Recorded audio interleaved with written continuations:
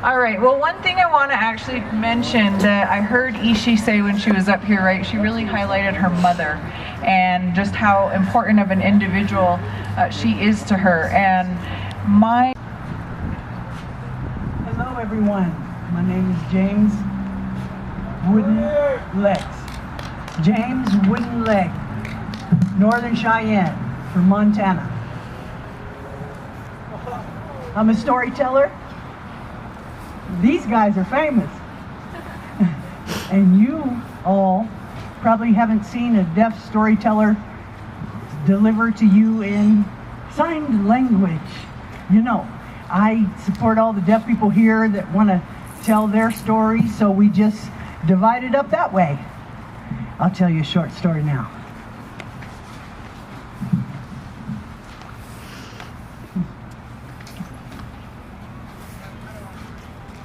My mother had a hard labor. That was not easy. And it was because I had a great big nose, kept getting caught right there. So they put those fingers in my eardrums and pulled me right out. And out I came. And they said, "Oh, I'm so sorry, your child's deaf by doing it that way." So yeah, I'm deaf.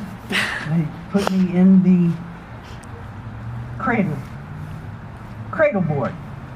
You know, Indian cradle board, where you're all blanketed in real tight, arms stuck together. My grandfather, he cut the holes out of the blanket so I could let my hands out and start signing. My grandma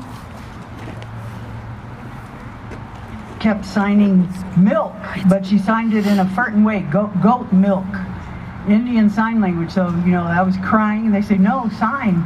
What do you want? What is it you want?" Yeah, I kept pointing to everything. So milk was my first sign I had.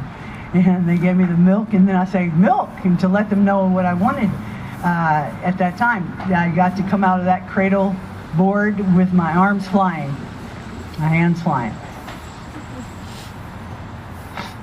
My mom and dad gave me a rattle, and grandpa gave me a rattle. They kept rattling around me and realized that I couldn't hear. So then they gave me the feathers. This is my first toy, was feathers. I saw the eagle, the bald eagle up in the sky, going in circles, circling. And we are the same. The eagle was growing and I was growing, and I kept my eye on that eagle, and it got to be so big and mature. I said, "Grandpa, I want to be like the eagle." My grandfather said, "Okay." He says, "Okay." Oh, I was so excited. I'm going to get to be like the eagle. And I was, just being like that bald eagle. Yeah, that bald eagle. And then look at me, I'm pretty bald myself. It turned out that way. Oh my goodness. Don't tell anybody, okay? Let me put my hat back on. Okay, one more thing to share before I turn it over to these gentlemen. Everybody's a champion here. We're all champions. Long time ago, before there were people on the ground. I mean, I flopped right over. I went to heaven and I looked around and I saw all these beautiful angels all over. And I started pulling the feathers. I was plucking their feathers because as an Indian man, I wanted to just have that with me. And I thought, oh, I was native regalia, decorated. And then all the angels were naked. And I was like, oh, I can't look. I don't have any feathers of all the angels.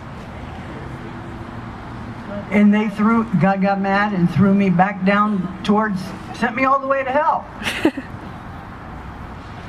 It was dark and musky, and I was deaf. I started dancing I started dancing 24/7. I had my regalia still on. It went on for days and days and days.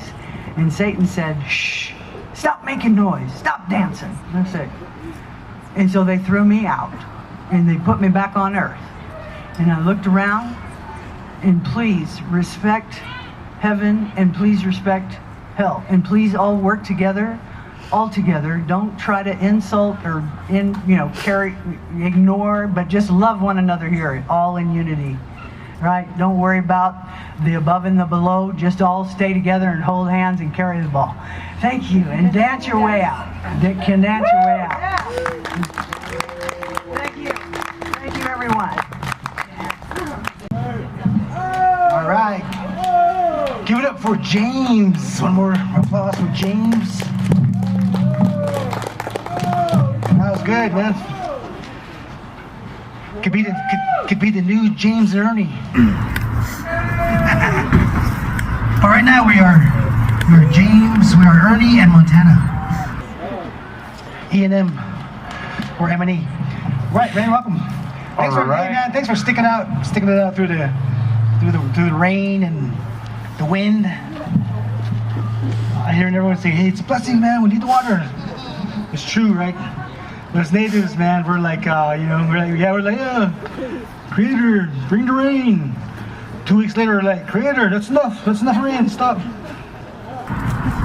That's kind of how it felt earlier, but it stopped, so it's cool. I think I want to introduce Montana Miller. How's it going, you guys? Superstar. You guys have trouble, just remember Miller, like the beer. Hopefully you guys can remember that one. You know, Ernie, I was thinking about what James said about those dogs. Okay, yeah. You notice that there's nothing but dogs here? How many cat lovers are here? Cat lovers. Well, Right, there's a few. Hey, do you know something, Ernie? What's that? Dog lovers love their dogs more than cat lovers will ever love their cats. Why is that? How many cats are brought here today? None. You guys are all liars. You guys don't love your cats. But look at that dog lover. Oh yeah, See? right on. Hey, wait, what's your dog's name? Monster. There's a name right there. We have a dog. Reminds me of we have a dog as well. My family got a dog, but it's one of those hybrid, like a new breed, right? It's a Shih Poo. Yeah, I don't know if that's his pronouns or his part shampoo or what. I don't know. Shih Poo. Yeah, it's an emotional support dog. Oh yeah. what it See, is. you can never legally. This is why you can't really trust cats. Legally, did you know they can't be emotional support animals? But Yeah, a horse can. a horse can be. Yeah, an emotional support. legally. Yeah. Do you know that? How's that work? Well, I guess they took this cat one over to this one medicine man's house, right? Yeah, a cat. Yeah. Okay. So the reason why they took it over to this medicine man's house is they needed to do cat scans on the reservation. Okay. Cat scans don't work over there. So we got dogs. Dogs are the only ones that can really sense it. So they're the emotional support animals. Yeah. I believe it. I mean, what sound? I think when you're talking about dogs, man, I think who owns res dogs? Anyone own a res dog? Because that's the breed, man. This tent looks like you there's a own the couple right most there. res dogs. I come from the res. I live in Winter Rock, Arizona, Navajo Nation, and thank you. Yeah, appreciate it. And of course, there, man, everyone's got not just one res dog. Every family's got like about 3 to 5 res dogs, and they all got one name, which is Puppy. Puppy 1, Puppy 2, Puppy 3. And I had no respect for res dogs until one day I saw a res dog get run over twice right in front of me. That first truck hit that dog, boom. I saw a bunch of hair fly up, different color hair because res dogs are different colors. And I was like, oh no, man, res puppy's dead. Tried to look away. Before I could look away, the second truck hit that dog, boom. And I was like, that's it, man. Puppy's dead for sure. That res dog was not dead. He was mad. That's how tough res dogs are, man. He got up, he shook his paw at that truck, and he ran off.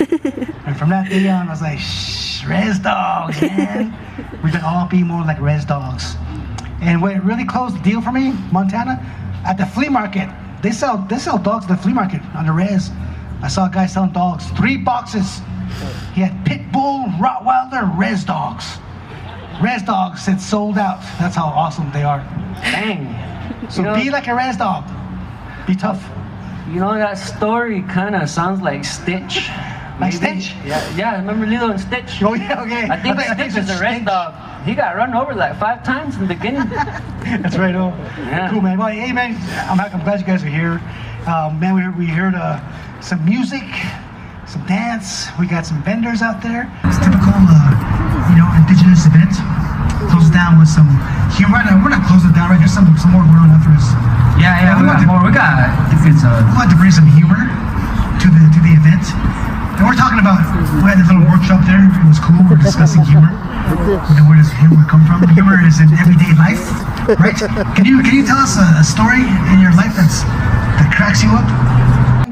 Well, I get yelled at a lot. Okay. But I learned that it's one of the best ways to learn Navajo is getting yelled at. How many Yeah. people learn Navajo or want to learn like through Duolingo and all that stuff? Or even your own. Hey, raise your hand, don't be shy. I'm like that. I'm not fluent, but I'm fluent in getting yelled at in Navajo. That's the fastest way to learn Navajo. Just fucking yell at. Okay. Because they repeat it in English right after they yell at you. Example. Get your ass over here. Hoko doesn't have ass in there. They add that. Oh, they had that. Yeah. Break it down more. It's more philosophical. Yeah. Kinda like- That's your mom, right? That's your mom Yeah, talking, exactly. right? Like, translation, they'll be like, get over here and stand over here. And gritting your teeth, right? Like Clint Eastwood. That's it right there, man. Keeps that skull. That's a native mom right there, man. Native moms are terrifying. My mom was one of those. I was scared of my dad, but my mom, she gave me that look from across the gym, basketball tournament or something. And I knew I knew I was gonna get it, man, She has this stare, that mom stare, right, that says, I brought you into this world and I will take you right back out of it if you don't behave yourself.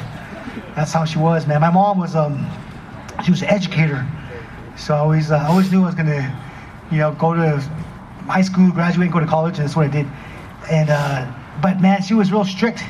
And I'm reminded of the first time she busted me smoking weed. This was back in the 80s. I was a pothead. Tosh knows. Throws her under the bus. She knows. But I smoked so much weed back in the 80s. I still have the munchies today. That's how that works. And one day after school, me and my little cousin, I was rebellious, right, Montana? I had my room downstairs in the garage. And I failed science in high school. I forgot smoke goes up. And my mom's room was right above the garage. And she came home early one day. Right, she was supposed to be home for a couple hours. Me and my cousin were Cheech and Chong down in my room there. And my mom smelled something, right? And like Shakespeare says, right, something was rotten in Denmark. And she went to go investigate. And as she was coming down the walkway there, me and my cousin were coming out, man. We met. And there was my mom, man. She looked right at her eyes. Right, she gave me that disgusted look that only a native mom can give. And this is what she said to me. Look at your eyes, they're scattered to the 4 directions. And in that moment, my eyes tried to look in all 4 directions at the same time. I almost glitched out, man, almost fainted right there. My high turned to a low real fast. But dude, man, I thought she was gonna whip the heck out of me, man. She was so disgusted, she just walked off.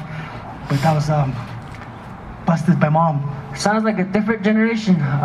Very different. I only know the Wi-Fi turned off is my discipline. That was it, huh? Yeah, just kidding. Yeah, that's true, right? Back in anyone from the 80s, back in the day, right? When we were in trouble, parents would say, get back inside. Right? Get inside. Ah, man, I don't want to come inside. Now it's opposite. When the kids are in trouble, get outside. Put that game away. You're just pale. You haven't seen the sun for 3 days. Get outside. Are you one of those? You are kind of pale. Well, it's scary outside. Your generation got me all scared. The 80s, man. What do I remember about the 80s, Montana? The hairdos, the hairstyle. Oh. The ladies had one, I call it the tsunami. I don't know, it looked like a wave coming off, and it's like stuck in time there, about a foot off the head there. And that thing stayed like that all day long. Right, these ladies in high school were like Apache crown dancers just walking around, And the magic potion, Aquanet. Shh. I hear that stuff's banned now today, but back then, man, shh, right, flies are falling dead. Right, get the bag, sister. Shh. And that's why there's a hole in the ozone layer today. 80s hair and Aquanet. Hey, did you hear about James Woodenleg's heaven and hell story? The one he's not told? Yeah. There's a lot of misinterpretation about that. Oh, yeah?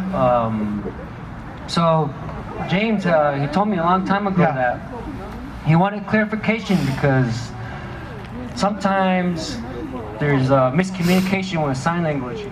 He was telling me about that. I said, really? There's miscommunication in sign language? He goes, yeah. So he said that he took this trip all the way to Italy to go visit the Pope because he wanted to talk to him about heaven and hell. The Pope, though? Yeah. The main man, all right. So he went over there and he kind of showed up real early on Indian time. But wait. Now there's Indian time, then there's Navajo time, which is half an hour after Indian time. You know? Sorry, continue. Oh no, you're good. So James showed up. He said that he wanted to be very respectful for the Pope. From a medicine man to another medicine man. So then James set up his teepee all sacred-like, and finally the Pope came out. See, look, James is acknowledging he want me to tell this story. So the Pope came out. He had his little concentration staff. The same way James is standing right here. We locked eyes.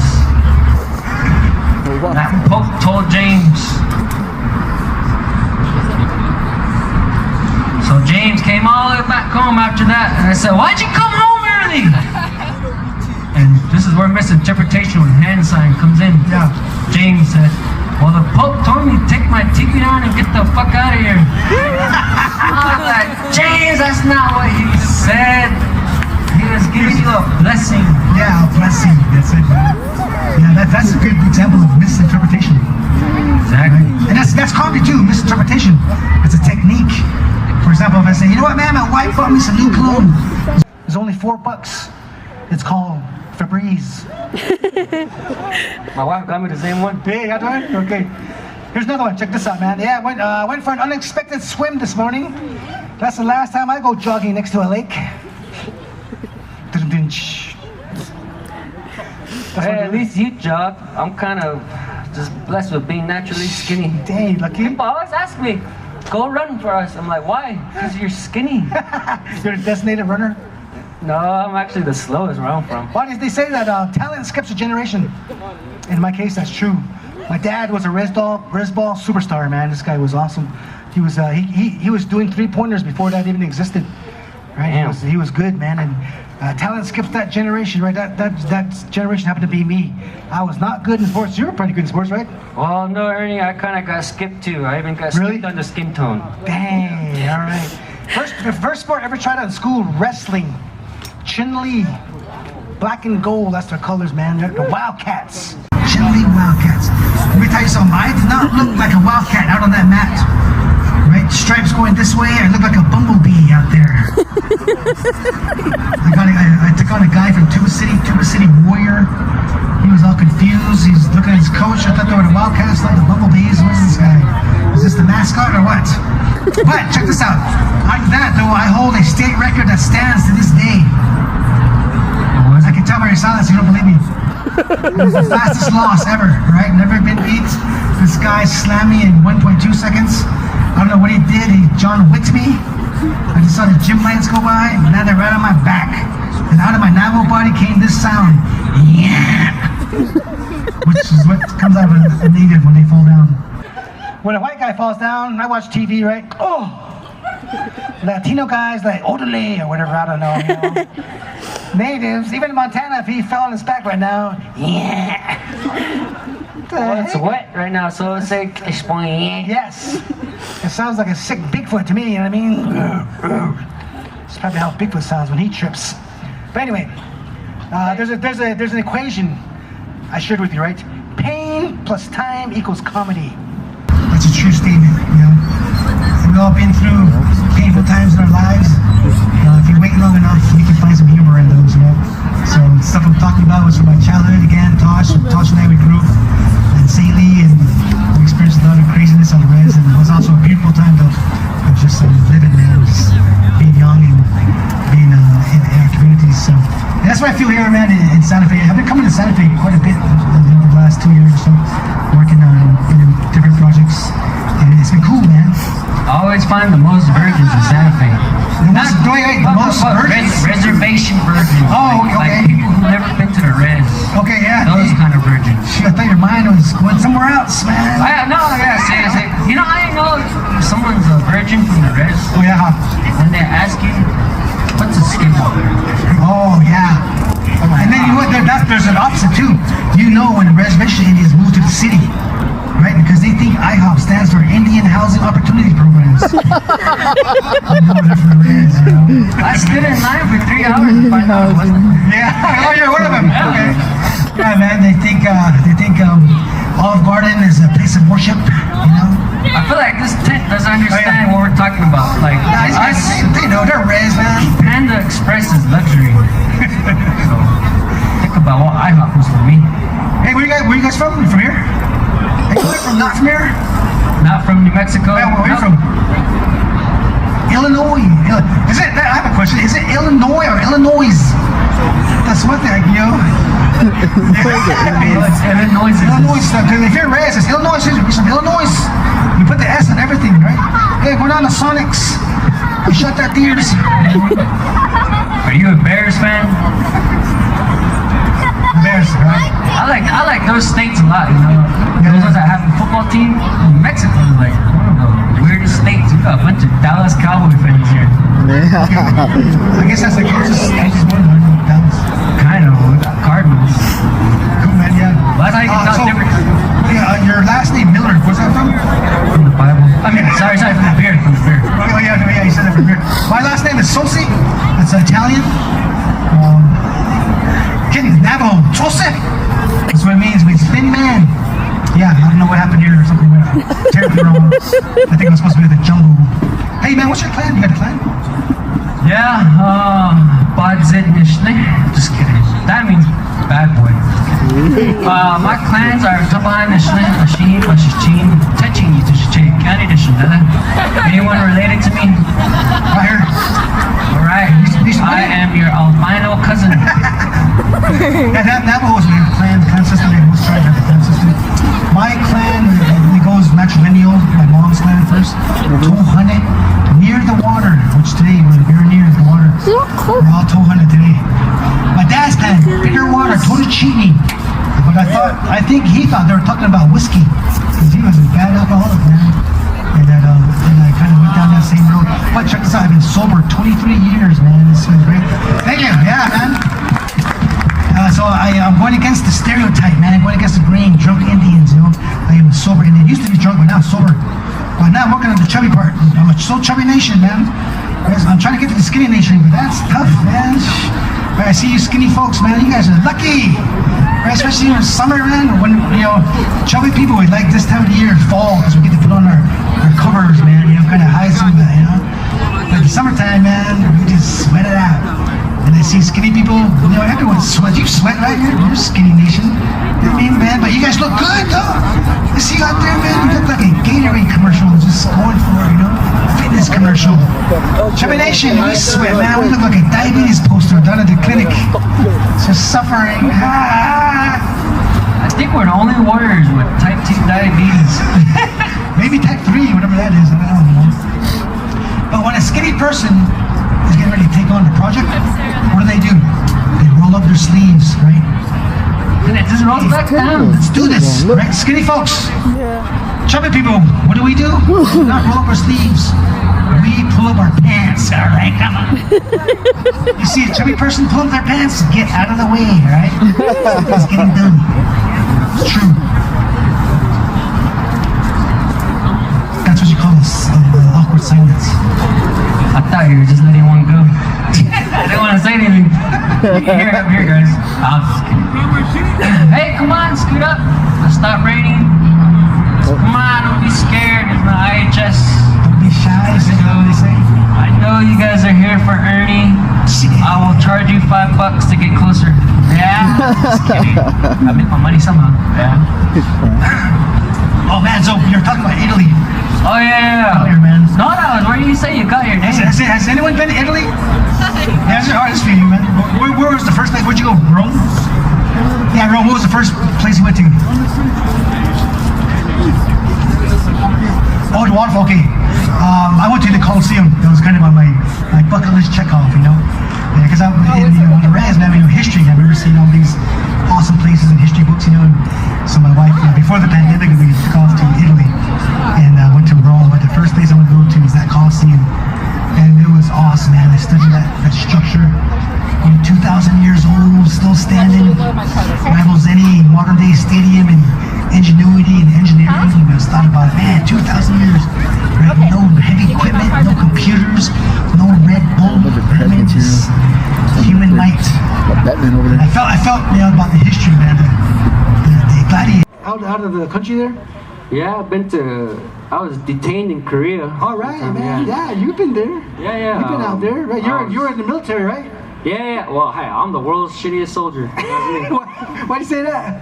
I got my unit lost. Oh, yeah. On American soil. I was the first Indian to get lost in my own land.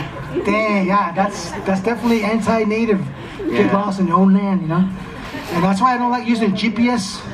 Right? GPS stands for going places somehow. That's what it is. Dang, I needed GPS. I ended up in North Korea, not South Korea. I was like, damn.